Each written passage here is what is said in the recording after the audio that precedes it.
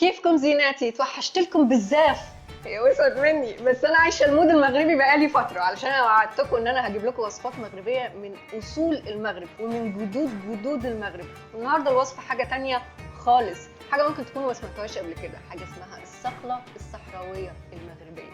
جبت لكم لسان الحبار وعظم الحبار. اجيب لكم ايه تاني؟ عايزين مني ايه تاني النهارده بقى؟ ولا سحر ولا شعوذه، حاجات كده عامله زي هاتي شعره طاير السناونه من بطن الحوت. هتجيبوا النهارده لسان الحبار او عظم الحبار المطحون، لان ده الجورو بتاع الوصفه بتاعتنا النهارده.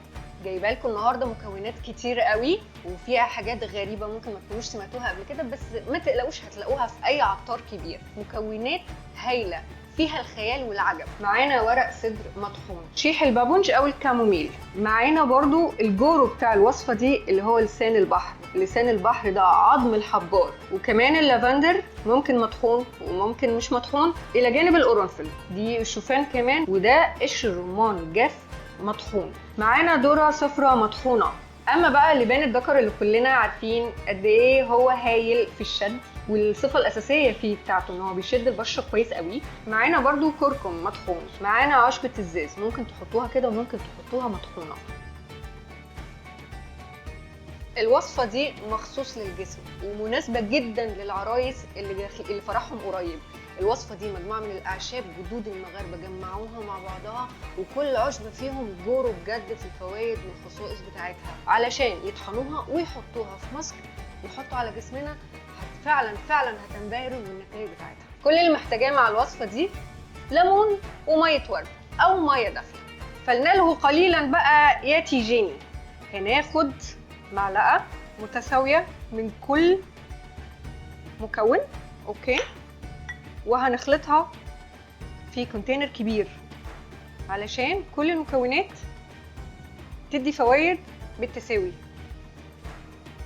لسان الحبار ده فوائده فظيعه، وهو بصراحه اللي قايم عليها الوصفه دي كلها، لانه هو بيخفف من علامات السلوليت ومن الستريتش ماركس. انتوا متخيلين قد ايه في خصائص مش موجوده اصلا في ماده تانية؟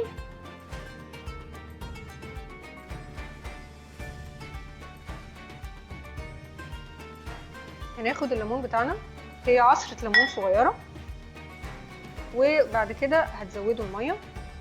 وممكن برضو على فكره يا بنات ان انتوا تحطوا زيوت عطريه. هنفردها او نفرد العجين على جسمنا كله، وبعدين هنستنى لما ينشف وهنبتدي نفرك بحركات دائريه بالراحه عشان ما نلهبش بشرتنا ونلهب جسمنا. وعلى فكره ممكن تزودوا عليها عقل فاسي او تزودوا عليها اي انجريدينت تانية انتوا حابينها، مش لازم يعني ان تحتفظوا بس بالمكونات دي، ممكن تزودوا اللي انتوا عايزينه، ولو في مكونات ناقصه مفيش مشكله برضه.